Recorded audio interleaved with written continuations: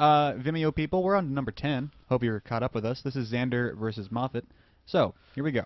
Oh, okay, Xander versus Moffatt, yes. Yep. 3, 2, 1, unpause. They had a... Oops. Uh-oh. Okay. There No, it we're is. fine. There We're it is. fine. Oh, no, we're not. No, we're Anyway, not at just all. keep moving. Vimeo people, Just go. forget it. Yeah, we won't No, be, the lag press will play. catch not it. going to be quite in sync, but Yeah. Just fast forward for like 2 seconds. It'll be fine. Yeah. And there's the Saber Count title. Okay. Yeah, this... They'll see where we're at. Now, I am curious. Did they send an email on this one, Teague? Let me check. I'm curious to see what they... While you look into that, I'd like to throw something out there. Okay. For you folks who are making films, especially beginners, and you're going to make some opening titles, and you're just not sure what font to use, or you don't care particularly. No email for these guys. Oh, okay. Try Bank Gothic. Very nice, very simple. It's all the rage this decade, and because Impact is really kind of bumming me Impact is very late 90s. bumming me out. Yeah. Very Media 100. the impact font is bumming you out. There was a time where Chiller and Sand were incredibly popular because it was like sort of the funkiest Mac font in Mac OS 9 too. So no, I'm glad Chiller and Sand kind of went away. Comic Sans and Papyrus, as the chat room is pointing out, also maybe a little old. I like that little gag there where he tries to force pull the saber and it doesn't work, so he has to run off to the side. Although and acknowledge the 2 shots that are the same shot. they are he's supposed to be following him, so it does make sense. I thought it was like a weird line cross thing where they're supposed to be approaching each other and it's the same. It is a shot. little unclear the first time you see it. Now these are literally kids, right? I'm not trying to be, They're in college. Okay. No, They, I have no they idea. look like teenagers. They're the Yeah. 15-year-olds. Okay. I'm going to go 14, 15. Yeah. And I made movies when I was 14 and 15 that were much worse than this. Oh, I did too. I gotta So I don't say- want to get I don't I'll want say, to I don't want yeah. to start on the wrong foot here. I'm I impressed don't with him either. getting up that plastic slide because that is great. not easy Yeah, to it's not do. easy to do. When you're 14, you're very bendy and you have good traction. Yeah. The thing, I mean, you're absolutely right, Teague. The problem is that they're entering into a contest where they're competing against Jedi Pastor and they're competing against some other it's a people. So toughie. I on the one hand I applaud them for entering and having the wherewithal and staying off the street at this age. But They're not doing drugs. And they're not doing drugs, and that's a great thing. But by the same Commercial. token, I'm not happy about this. I'm not gonna judge on a curve. Like I'm gonna judge. And this, I'm sorry. Like I'm like The commercial break is I am not amused. yeah. I'm here to watch a choreography entry. I'm here to judge a choreography entry against Jedi Pastor and other later on Nate and a bunch of other entries. And so this is not working for me. I'm sure it amused you and that's lots of fun. But if you're going to enter it again, you've got to think that other people are not going to be in on that joke, whatever it is. Yeah, I just that got you nothing. That didn't make me chuckle. It's too clever by half. It's just focus on your choreography. And I mean there's not much more I can really say because it's not really choreography. They're very just clearly sort of freestyling it here. With maybe a couple of beats planned out. It has very much the vibe of like when you've sort of made some moves and you don't want to forget them, so you get your buddy or you set it on the tripod and you just record it so you can remember it later and work on it more. Except that's what it ends up being here. Right. And part of it again, I don't even know what just happened there. The big bang. But it was just lens went flare down. like crazy. Yeah. We got that working. But again, I factor in the camera And this, as I'm sorry, part of the makes- choreography. It's Wolverine laser claws. What are you talking about, man? Yeah. It's awesome. Makes perfect sense. Yeah. But and he's it's, Iron Man now too. It's all on it's all on tripod, and it's like a lot of people are like, all right, to do a choreography entry, I've got to find a buddy to do it with me. It's like, no, you got to find two buddies. Well, like we were saying earlier, the cameraman is as much of a performer as whoever is on screen. Yeah.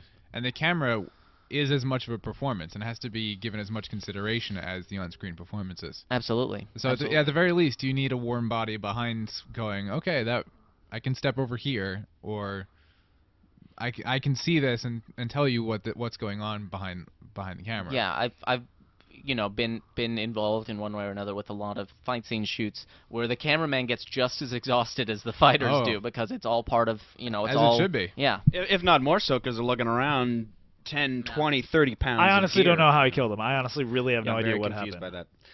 Yeah. Brian, let me start. I haven't been really bringing these things up because I'm not a judge, but let me put it this way. This is probably going to sound condescending, and I truly don't mean it to. I find this to be adorable because it's exactly the exact same thing I was doing at the exact same period of my life, and not at much of a quality difference. I mean, I was doing exactly this kind of thing, and frankly, I like this entry because it brings me back. And again, I really don't want to sound condescending because I started there, and now I work in Hollywood and do visual effects for movies. So you guys, seriously, congratulations for entering and doing your thing and putting together some really funny, cool stuff. And next year, enter again and see how you've progressed, because it's going to be better next year too. Anyway, Brian. Yeah, I mean, we all start somewhere. We all start I mean, technically, you could say that my first ever film was me playing with my action figures while my sister taped it, and it's the same kind of thing. It's just filmmaking starts out as it should, as an extension of playing, and that's what this strikes me as more of. It's just a couple of kids playing, and then we'll set the camera up nearby and record it as well. But that's how it starts. That's how we all started. I know it's how I started. So it's where you go from here. That's what counts. Trey, I know you made a lot of little weird I did. videos back in the day. I've got a movie that looks just like this, except my sister is the other character. I swear to God. And it was before lightsabers existed in the public consciousness. So I have a that would be something to bring in. Bring in the Super 8 movie I made when I was probably about that age. It was a superhero movie, so not a Star Wars movie, because we didn't have Star Wars yet. But I was also getting very nostalgic, just like Teague, watching that one. Like, oh yeah, those are the days. And it just cracks me up that the only real difference is that nowadays you can still have something that's kind of shakily shot and kind of shakily edited and all that, but you can still have awesome moving graphic titles. Yeah. Things you can have no resources at all, but you can have incredible moving graphic titles that it's fantastic. So even if they didn't have the high ends, they have the credits as Ellis Maker and they didn't have like the good software, but they can have amazing moving titles. We had to do like crayon on cardboard, so you kids today recognize the advantage you have. I came out the tail end of that. We did an Indiana Jones spoof, and we literally construction paper and silver crayon. Yeah. And a guy who was really good at drawing. I always hated silver crayons. Ryan, they never work. They suck. I hate silver crayons. God, I want to talk about this. Because silver doesn't work on a white piece of paper. You would have had to. It's terrible. That's why we use black. It's completely ridiculous. Let's move on. Ryan. The thing I take away from this one is just it takes a lot of ambition and it takes a lot of effort to actually go out, record, edit, and then finish, complete, even just putting in the little contact flashes, which is the extent of most of the effects work on this. Putting that all together for something as long as this is, and that's telling me that these folks are ready to continue and do more and keep improving. This is the first step, and this is the beginning. So, I feel like if I were to try to say one thing for your next entry to really sort of focus on, I mean, there's kind of, every aspect, of course, can be improved, but I would say that at no point in this did I ever feel any real intention in the performance. Like the performance itself was never really taking itself very seriously. There's a lot of sort of demonstration of ideas and stuff like that, but I never really believed any part of it. So condense, do something shorter and sweeter, and then try to really do it up right. Cool.